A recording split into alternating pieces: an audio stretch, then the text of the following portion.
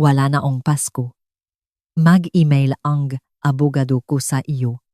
Iyon ang voicemail na naghihintay sa akin sa isang tahimik na Marte en umaga. Walang hello, walang paliwanag. Ganun lang.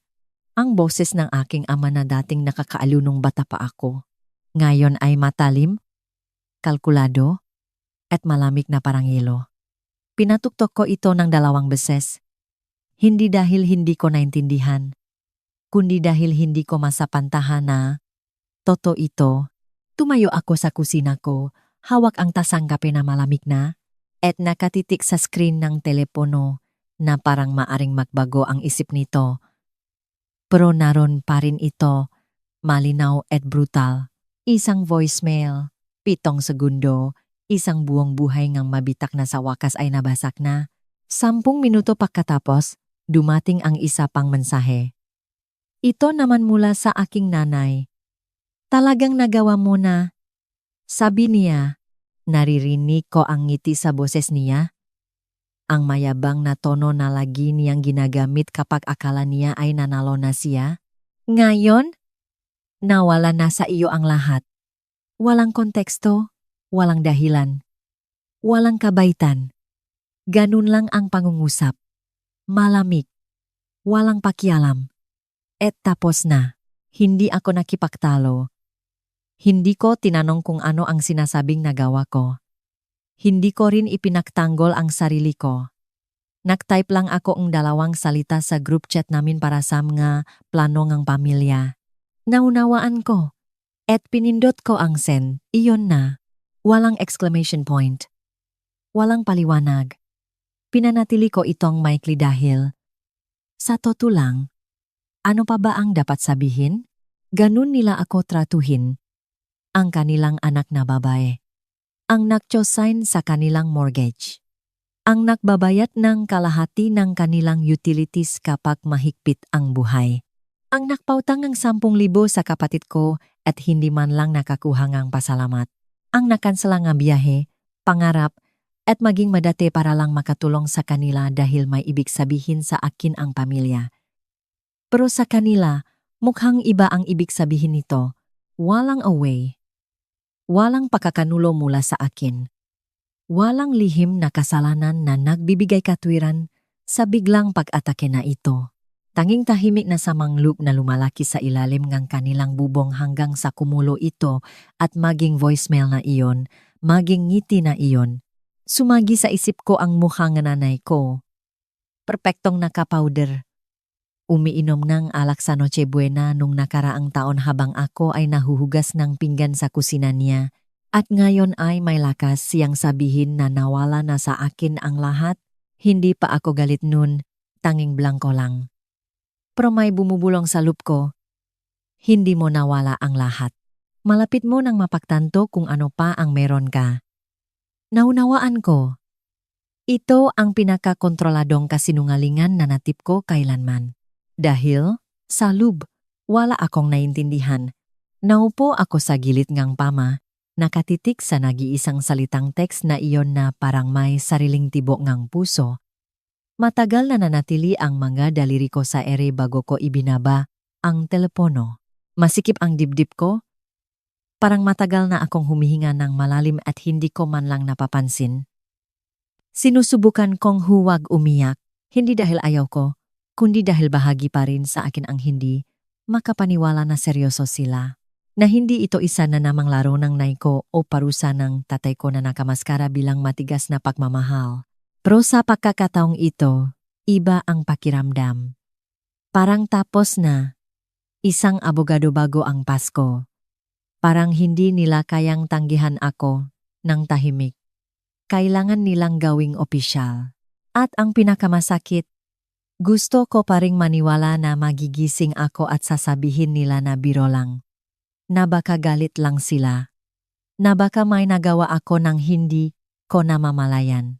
Inulit ko sa isip ang bawat kamakailang usapan, bawat text, bawat sandali na naalala ko, sinusubukang hanapin ang bitak na nagbukas, pero wala. Hindi talaga. Tanging matao na ako ang nagdadala ng emosyonal at pinansyal na pasanin para sa lahat. lagi akong ang responsible.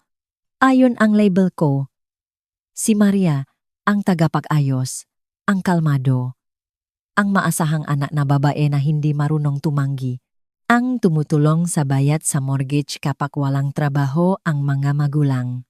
Ang nagmamaneho ng 4 na oras para bantayan ang nga ang kapatid ko kapag may emergency, ang nagpapadala ng pera para sa birthdays, bills, at malilit na bagay na sa huli ay higit pa sa ginagastos ko sa sarili ko. At hindi ako humihingi ng kapalit dahil akala ko ganun ang ginagawa ng pamilya. Akala ko ang maging maasahan ay nangangahulugan na mahalaga ako, pero baka nangangahulugan lang na mas madali akong samantalahin. Baka ang tunay na dahilan kung bakit kalmado ako sa mensahe ay hindi dahil malakas ako, kundi dahil manhit na ako. May uri ng sakit sa puso na tahimik, hindi sumisigaw o nakabasag ng pinggan. Ito ay nakaupo lang doon, mabigat, matiyaga. At ngayon, ang bigat na iyon ay sobra na. Ayaw kong maging babaeng nagmamakaawang pagmamahal na nagtatanong sa mga magulang, bakit niyo ginagawa ito sa akin at nakakatanggap ng katahimikan bilang sagot, kaya sa halip. Sinabi ko ang tanging kaya kong sabihin, naunawaan ko, pero hindi. Hindi ako okay. Hindi kahit malapit. At gayon pa man, sa ilalim ng sakit na iyon, may nagbabago.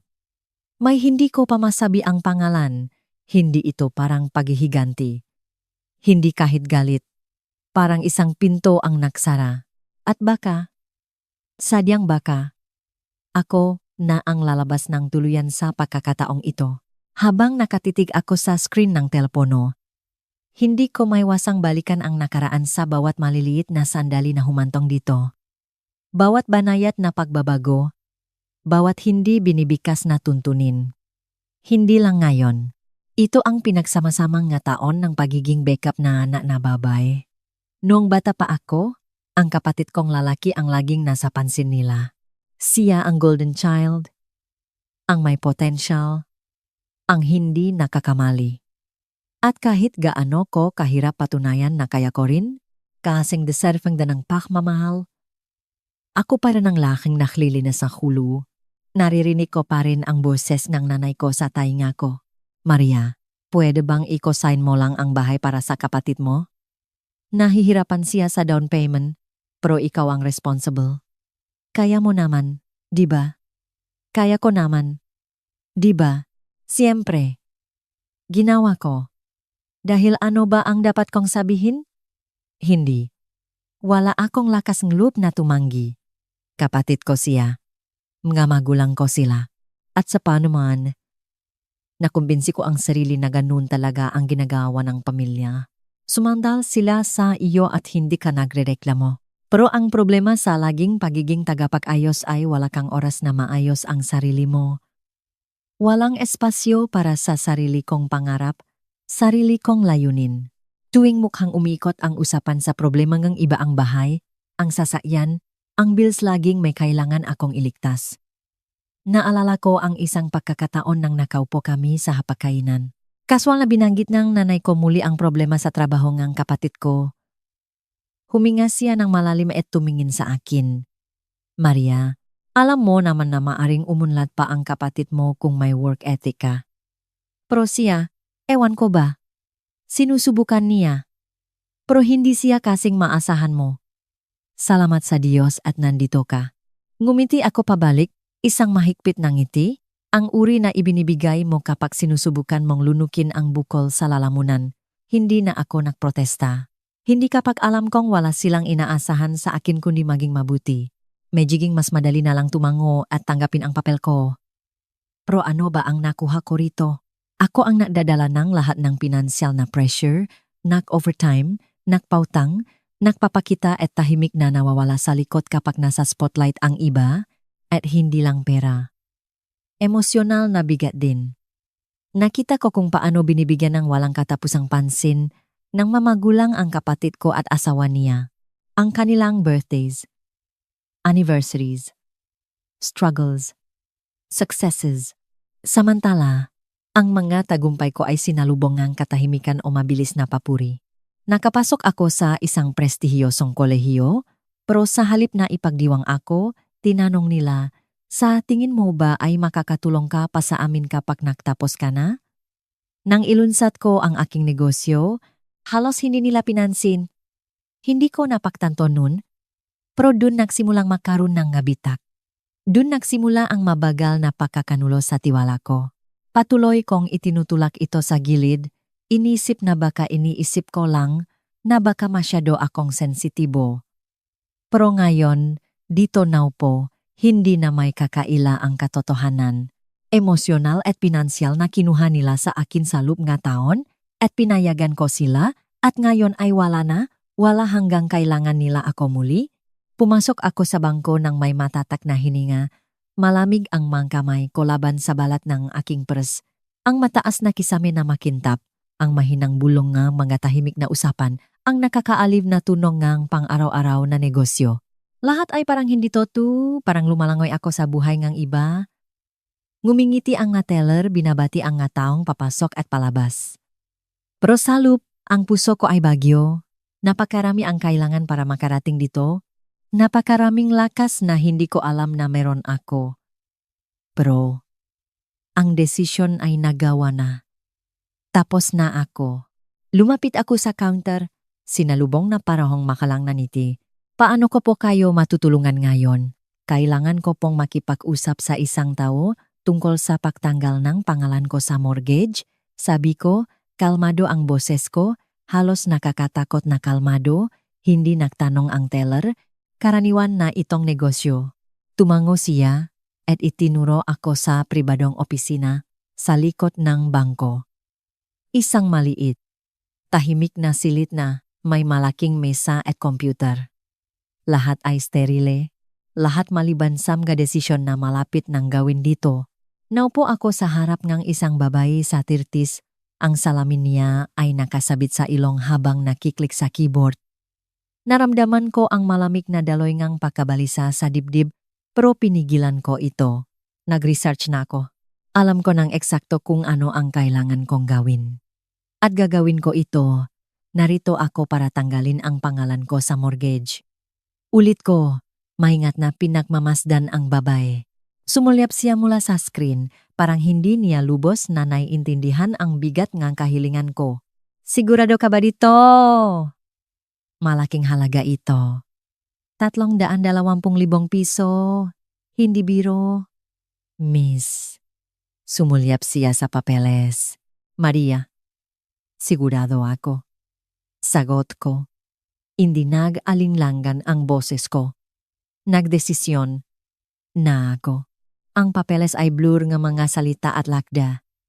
Hindi ko na kailangang basahin muli. Legal lahat.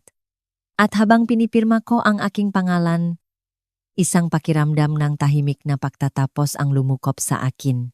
Hindi ko na kailangang makpaliwanag sa sinuman. Hindi sa mga magulang ko, hindi sa iba. Ang bigat ng 320,000 pisong mortgage ay nasa balikat ko sa loop ng mga taon. Pero sa sandaling ito, parang pinapalaya ko ang sarili ko. Inilimbak ng babay ang mga form at iniabot sa mesa. Pero halos hindi ko nairehistro ang mga salita sa pahina. Naisip ko na ang mamukha ng mamagulang ko kapag nalaman nila ang ginawa ko. Ang gulat, ang takot. Pero hindi nila may intindihan. Hindi ito gawang ang paghihiganti. Hindi tungkol sa pagpapahirap sa kanila. Ito ay simpleng pagsasabi kong hindi. Hindi sa kanilang manipulasyon. Hindi sa mga taon ng pagiging backup na anak na babae ang naglilinis ng lahat ng kanilang pakukulang. Hindi sa kasinungalingan na may utang pa ako sa kanila bukod sa kung ano na ang kinuha nila sa akin. Na kumpleto na ang lahat, sabi ngang babae, ngumingiti. Handa ka na. Tumayo ako, matatag ang makamay habang kinuha ko ang mga dokumento at inilagay sa bag. Hindi ako naramdaman na matagumpay. Hindi galit. Tanging tapos na lang. Lumiko ako at lumabas ng bangko, ang mayapak ko ay umugong sa tahimik na hallway. Sa labas, abala ang mundo. Walang kalam sa tahimik na bagyo na aking sinimulan. Pero sa loob, kalmado ako. Tapos na, et ngayon, ay malaya na ako. 2 araw ang lumipas sa tahimik. Halos nakakatakot na katahimikan. Sa unang pagkakataon sa matagal na panahon, hindi ako nakadikit sa telepono, kinakabahan na nahihintay ng mensahe, inaasahan ang susunod na krisis. Mapayapa ako. At parang banyaga pero nakakaalih ito, parang ang bigat ay inalis sa dibdib ko. Pero lahat iyon ay nagbago nang kunin ko muli ang telepono. May kabuuang 67 missed calls. 67. Bawat isa ay mula sa nanay ko, tatay ko, o kapatid ko. Dumating ang mga notification ng mabilis. Mga text, voicemail, mga tanong na puno ng takot na hindi sinagot. In-scroll ko ang mga ito. Ang mga mensahe ay lalong nagiging desperado. Lalong frantic sa bawat bago. Nasaan ka? Mula sa kapatid ko. Ito ay urgent. Tawagan mo ako. Ang susunod ay mula sa nanay ko. Bakit mo ginagawa ito? Sagutin mo ang telepono, Maria. Kailangan ka namin. Pagkatapos ay isa pang voicemail mula sa tatay ko. Parehong mensahe, bawat isa na may kaunting higit na pagkapahamak. Hindi ko alam kung ano ang akala mo na ginagawa mo. Pero sisirain nito ang lahat. Tawagan mo ako. Hinayaan ko ang telepono sa kamay ko. Ang mga vibration ng bawat tawag ay tumitibok laban sa palat ko. May panahon na agad kong sasagutin, susubukan kong ayusin ang mga bagay, aliwin sila na hindi ko sila iniwan, natutulungan ko pa rin. Pero hindi ngayon. Ngayon ay tahimik na lang ako. Pero dumating ang mensahe na talagang tumama sa akin. Ang hindi mula sa pamilya, kundi mula sa kanilang abogado. Maria, kailangan namin ng lagda mo para magpatuloy sa refinancing ng bahay. Kung wala ito, mabibitay ang buong deal. Mangyaring makipag-ugnayan ka agad. Binasa ko ito ng 2 beses ng mabagal. Ito ang inaasahan ko at halos marinig ko ang takot sa boses niya sa mga salita. Wala silang alam kung ano ang gagawin nang wala ako. Sa loob ng napakatagal, ako ang kanilang lifeline, ang safety net, ang laging nag-ayos ng lahat, ang laging nagsasabi ng, kahit na nalulunod ako sa pressure. Pero ngayon, nahaharap sila sa mga kahihinatnan ng kawalan ko at dinudurok ito sila. Hindi ako sumagot. Kahit isang salita, walang text, walang voicemail, wala. Ang katahimikan sa pagitan namin ay naging sandata. At mas kasiyasiya ito kaysa sa anumang nagawa ko noon. Hindi ito dahil sa galit, bagaman. Ito ay simpleng kahihinatnan ng mataon ng pagiging backup nila. Matagal na nila akong ginamit at ngayon ay kailangan nilang harapin ang katotohanan ni kung ano ang gastos ni kanilang mga aksyon. Inilagay ko ang telepono, ang screen ay kumikislap sa mas maraming papasok na mensahe, pero hindi na ito mahalaga. Sa unang pagkakataon, ang bola ay nasa korte ko at hindi ko ito kinuha. Kakaiba, di ba? Paano mo may bubuhos ang napakarami ng sarili mo sa isang bagay? Ibibigay ang lahat oras, lakas, para lang tingnan kang ngataw na parang disposable kapag hindi na nila kailangan. Ganun ang pakiramdam sa mga magulang ko, sa pamilya ko.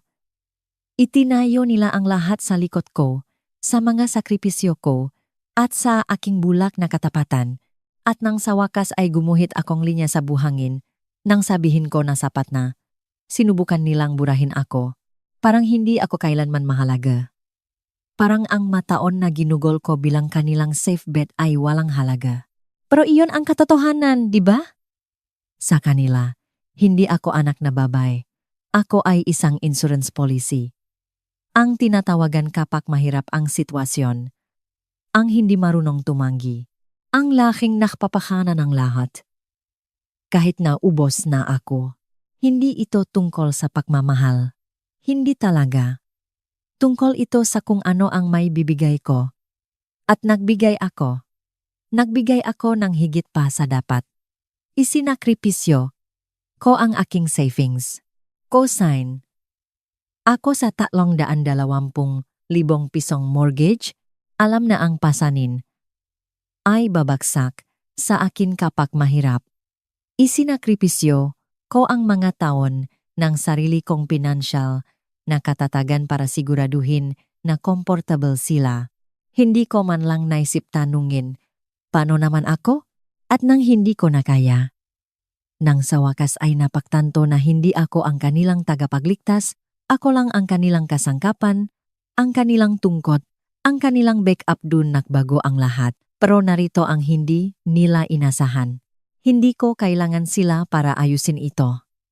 Hindi ko kailangan ang kanilang pag-apruba. Hindi ko kailangan na magising sila at humingi ng tawad. Wala akong kailangan nito. Nagsimula na akong lumipat ng tahimik, walang ingay, walang drama. Nakita ko kung paano nagsimulang gumuho ang kanilang mundo, habang nagsisimulang tumawag ang abogado at tumataas ang pressure. Ang maingat na imahen ng nanay ko bilang perpektong matriark ay unti-unting nababalatan. Ang tatay ko, ang lalaking laging sigurado sa kanyang kontrol, ay nawawalan ng hawak, ang kaguluhan na kanilang nilikha ay nagsimulang makalas. At ako ay umuunlad. Hindi dahil sa samanglop, hindi dahil sa paghihiganti, kundi dahil sa unang pagkakataon sa buhay ko, nabubuhay ako para sa sarili ko. Hindi ko na kailangang maalala ng palagi sa kanilang gulo, kanilang krisis, kanilang drama. Hindi na ako responsable sa kanilang masasamang desisyon. Malaya na ako. Nakatuon ako sa sarili kong buhay. Kinuha ko ang piraso nga sarili kong pangarap na matagal ko nang inilagay sa gilid. Nagsimula akong bagong negosyo, isang bagay na matagal ko nang gustong gawin pero walang oras. Inalagaan ko ang sarili kong paglago, sarili kong kapayapaan, at parang tama ito. Hindi ako perpekto. May mga pagdududa pa rin, mga sandaling ang pagkakasala. Pero kapag tinitingnan ko ang buhay na binubuo ko sa labas ng anino nga inaasahan ng mga magulang ko, alam kong tama ang desisyon ko. Inasahan nila na ako ay bibigay, na maawa ko sa kanila. Nababalik ako ng yumuyuko kapag tumigil ang alikabok. Pero hindi na ako ang kanilang safety net. Tapos na ako. At iyon mismo ang pinakamatamis na tagumpay. Tumunog ang telepono sa hapon na iyon, isang pamilyar na numero, ang numero ng tatay ko. Tinitigan ko ang screen, hindi sigurado kung ano ang inaasahan ko. Ang boses niya. Ang tawat niya. Ang pakiusap na bumalik ako at ayusin ang lahat. Iyon ang inakala ko na darating. Ang parehong lumang rutina, ang parehong manipulatif na taktika. Pero sa pagkakataong ito, iba. Sa pagkakataong ito, hindi ako nagmamadaling sumagot. Huminga ako ng malalim. Tinitigan ang mga missed calls. At sa ibakas ay pinindun ang accept. Maria? Ang boses ngang tatay ko ay malambing pero urgent. Kailangan nating mag-usap?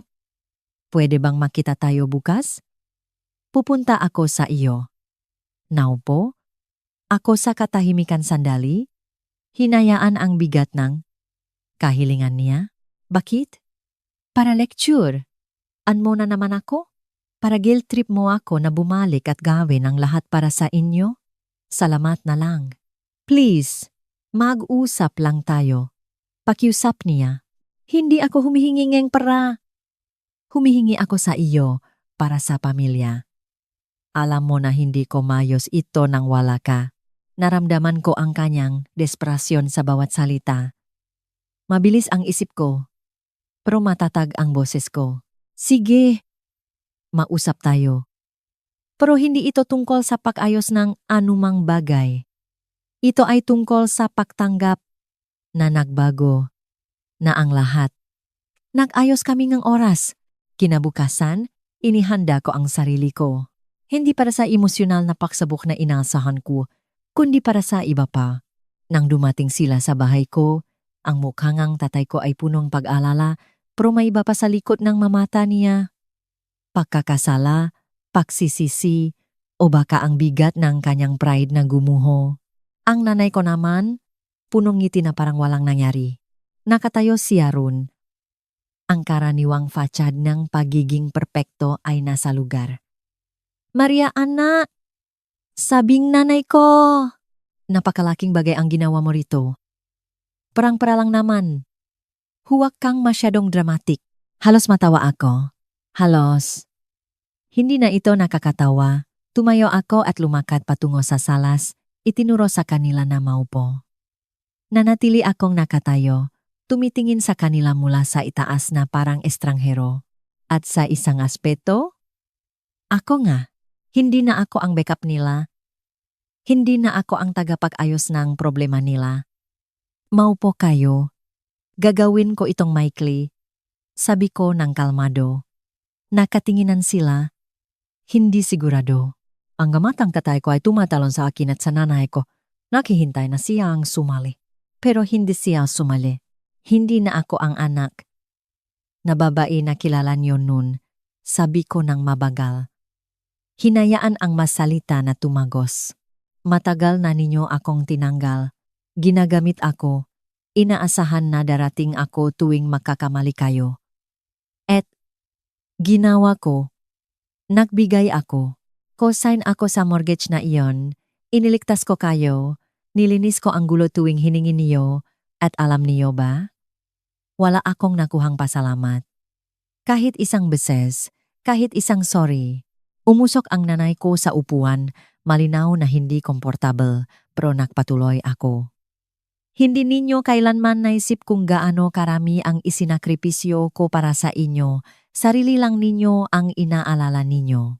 At nang sa wakas, ay sapat na at sinabi kong hindi. Ipinakita ninyo ang tunay ninyong kulay. Hindi kayo huminging tawad. Hindi ninyo sinubukang intindihin. Inasahan ninyo lang na patuloy kong gagawin ang parehong bagay na lagi kong ginagawa. Pero narito ang bagay. Hindi na ako ang safety net ninyo. Tahimik ang tatay ko, ang mukha niya ay pula. Pero wala siyang masasabi na makakapagbago ng anumang bagay ngayon. Ang nanay ko naman, tumingin sa akin, malamig ang mga mata. Sige, sabi ko. Hindi nag-alinlangan ang boses ko. Tinanggap ko na ang termination. Tapos na ako. Ang katahimikan ay mabigat na nakabitin sa hangin habang hinayaan ko ang katotohanan na maupo sa pagitan namin. Walang luha, walang argumento, walang drama. Tanging malamig at matigas na realidad. Gusto ninyo akong ayusin ang lahat? Well, hindi ko gagawin at kailangan ninyong matutong mabuhay ng walang iyon. Lumiko ako at lumayo sa kanila. Palabas sa nakakasakal na silid na iyon at patungo sa hinaharap ko. Ang hinaharap na matagal ko nang binubuo nang wala sila. 1 taon na. 1 taon mula nang magbago ang lahat. 1 taon mula nang bitawan ko ang bigat na nagbigat sa akin sa buong buhay ko. 1 taon mula nang sa wakas ay sabihin ko na sapat na. Dumating muli ang Pasko.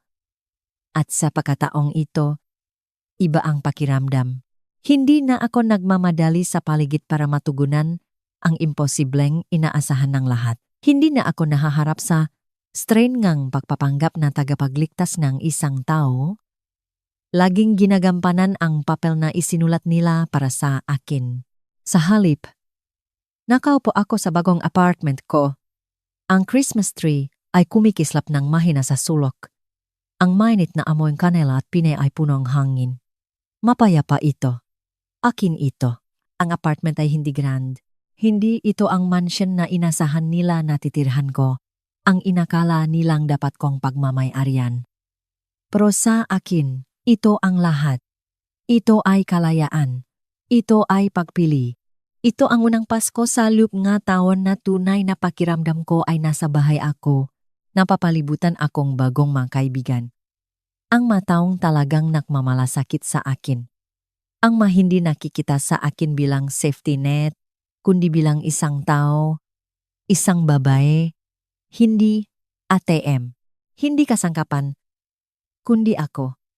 Si Maria, ang tunay na ako. Nagdala silang pagkain, tawa, at pagmamahal. Walang away, walang tensyon, walang inaasahan na ayusin ko ang lahat para sa lahat. Walang nakabitin na bantangang abogado o akusasyon, tanging kagalakan. Isang pamilya na aking pinili, ang sarili kong mali na sulok ng mundo kung saan pinahahalagahan ako para sa kung sino ako, hindi sa kung ano ang may bibigay ko. Habang naupo ako sa couch, umiinom ng alak at nakikinig sa mahinang tawa sa paligid, tumunog ang telepono ko. Isang sulyap sa screen ay nagsabi kung sino ito ang nanay ko. Hindi ko napigilan ang maliit na ngiti na sumagi sa mukha ko nang makita ang mensahe. Sinulat niya, Maria, alam naming mahirap ang nga bagay, pero Pasko na, pwede bang tulungan mo kami? Kailangan namin ng holiday miracle. Tinitigan ko ang screen sandali. Ang mga salita ay walang bigat kundi mga walang laman na pangako na puno ngang buhay ko sa long nga taon. Wala akong naramdamang galit, walang samangang loop. Tanging kalmado at baka kaunting lungkot para sa kanya, para sa kanila, para sa kung paano nila kailanman hindi may intindihan kung ano ang nawala sa kanila. Ang dating ako ay makakasala. Magdedebate ako kung tatawagan siya, susubukan ulit na ayusin ang mga bagay, baluktot ang sarili para mapasaya sila. Pero hindi sa pagkakataong ito. Sa pagkakataong ito, alam kong ang pagmamahal na ibinigay ko sa kanila sa loob ng napakatagal ay hindi kailanman nakbalik.